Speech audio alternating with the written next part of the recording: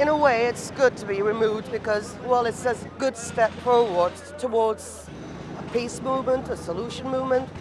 In this Nicosia, both Greeks and Turks live together. They can freely move from one to another. They can freely trade, freely interchange, have interaction in both nations.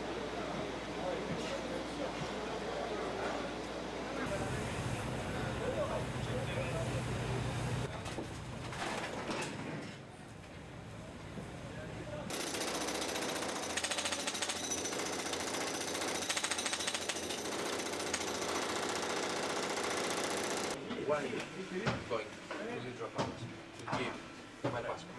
Why don't I use my with my